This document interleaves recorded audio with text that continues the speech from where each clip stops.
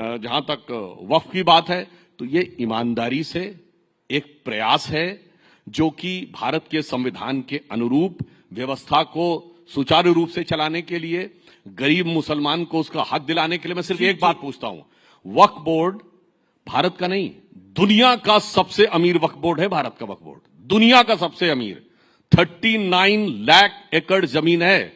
मैं पूछना चाहता हूं, बताइए, छोड़ दीजिए बाकियों के लिए क्या है। एक बड़ा हॉस्पिटल बनवाया है क्या इस जमीन में? कहीं एक बड़ी लाइब्रेरी बनाई है?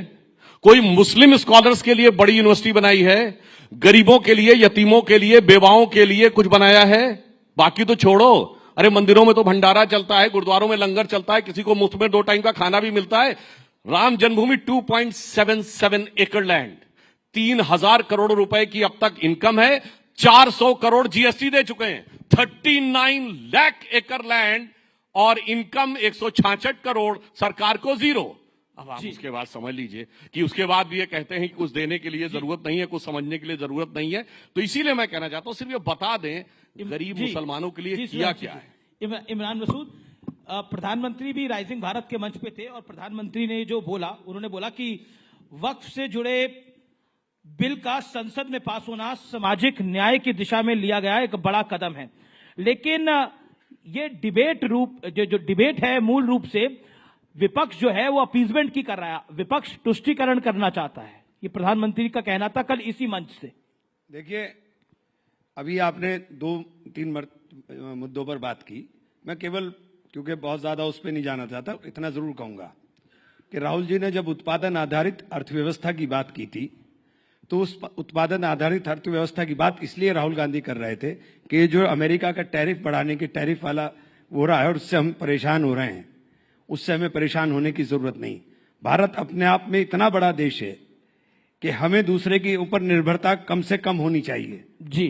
और मुझे नहीं पता, ये जो टैक्स आपने बताया कि मेडिकल की जो दवाइयों के ऊपर कुछ छूट मिलने का था, चूंकि मैंने जानकारी बढ़ा नहीं, मुझे कहीं दिखाई नहीं दिया। हो सकता है आप सच हो, लेकिन आपको तो बोलने में महारत है, इसलिए मैं 100% कुछ नहीं कह सकता कि उसमें क्या है क्या नहीं। कोई भी चेक कर सकता है जाके, नेट पे जाके। नहीं, वो 5 जून तक है, फिर उसके बाद भी लागू किया जाएगा। सो डोंट भ्रमित मत करिए। एक्सेप्ट कर लिया कि अभी है तो 5 जून के, देखिए 5 जून में कौन सा वक्त है? दूसरी चीज, जब आपने वक्फ की बात, मैंने प्राइम मिनिस्टर को कोट किया जी, वक्फ की बात की, और प्रधानमंत्री ने जब ये एक बार जब आए, उन्होंने कहा कि मैं देश के अंदर मुसलमान के एक हाथ में कुरान और एक हाथ में कंप्यूटर देखना चाहता हूं। गरीब मुसलमानों को हक मिल रहा है। मैं बोल रहा हूं ना जी जी। जब उन्होंने ये बात बोली थी तब ये बहुत अच्छा लगा था कि प्रधानमंत्री जी ने ये बात बोली है, लेकिन करना उसके बिल्कुल उलट है। मदरसे में कुरान पढ़ते हैं तो मदरसों पर ताला लगा देंगे। मदरसों का रजिस्ट्रेशन 2016 से रोका हुआ है कि मदरसों का रजिस्ट्रेशन नहीं होगा। और बच्चों की जो स्कॉलरशिप थी, जहां से कंप्यूटर पर बच्चे पढ़ सकते थे, आप सारी स्कॉलरशिप रोक देंगे। अलीगढ़ मुस्लिम यूनिवर्सिटी, जो यूनिवर्सिटी सेंट्रल यूनिवर्सिटी है, उसके लगातार फंड के अंदर कटौती करते चले जाएंगे और 2 सेंटर उसके बंद होने के कगार पर आ जाएंगे। और उसके बाद फिर ये आप उम्मीद करेंगे कि आप मुसलमान की शिक्षा की बात करेंगे।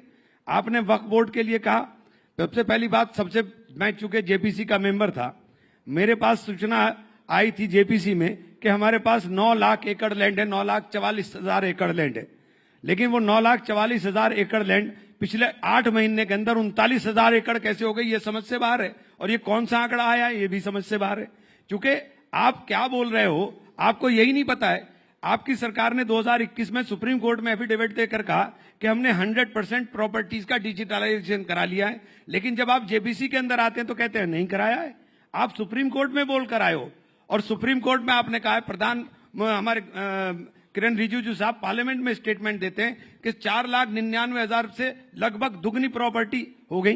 अरे भाई, दुगनी प्रॉपर्टी कैसे हो गई? किसी ने वक्फ तो किया नहीं, किसी ने वक्फ नहीं किया। इतना हिंदुस्तान के अंदर जो वक्फ है, 90% वक्फ प्रॉपर्टीज 1906 से पहली है।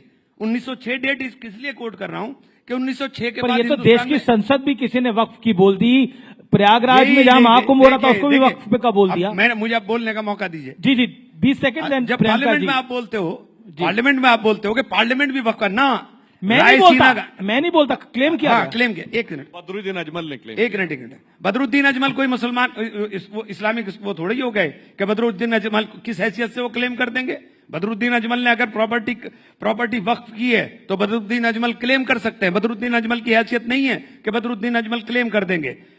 वो जो मस्जिद है पार्लियामेंट के सामने, वो रायसीना गांव की मस्जिद है।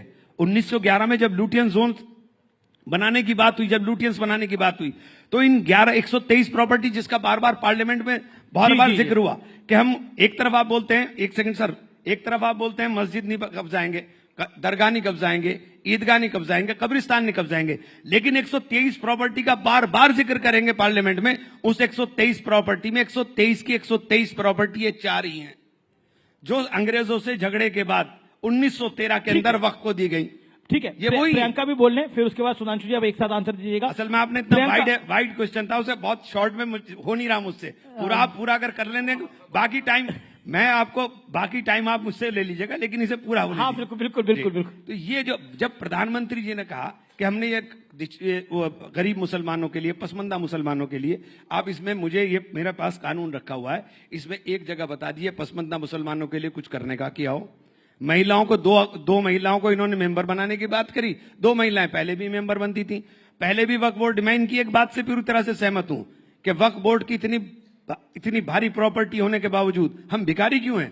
वक्फ बोर्ड की हैसियत क्यों है कि वक्फ बोर्ड अपने कर्मचारी की तनख्वाह भी नहीं दे पाता, जबकि आपके पास इतनी प्रॉपर्टी है? ठीक है, मैं इस बात से बिल्कुल सहमत हूं, लेकिन इसके प्रबंधन का काम होना चाहिए था या इसको खुर्द-बुर्द करने का काम होना चाहिए। आपने तो इस कानून के अंदर कर दिया कि अब आपको सजा भी नहीं मिलेगी। अब यह गैर जमानती अपराध होगा कि आप किसी कोई प्रॉपर्टी कब्जा लें। और एक सेकंड, बस खत्म कर रहा हूं, एक सेकंड। और दूसरी बात, आपने लिमिटेशन एक्ट हटा करके कर दिया कि आप एडवर्स पोजीशन में चले जाइए, यानी जितने कब्जा धारक हैं वो सब मालिक बन जाएंगे। तो आपने बचाने की बात नहीं की, आपने तो खुर्द-बुर्द करने की बात कर दी। ठीक है।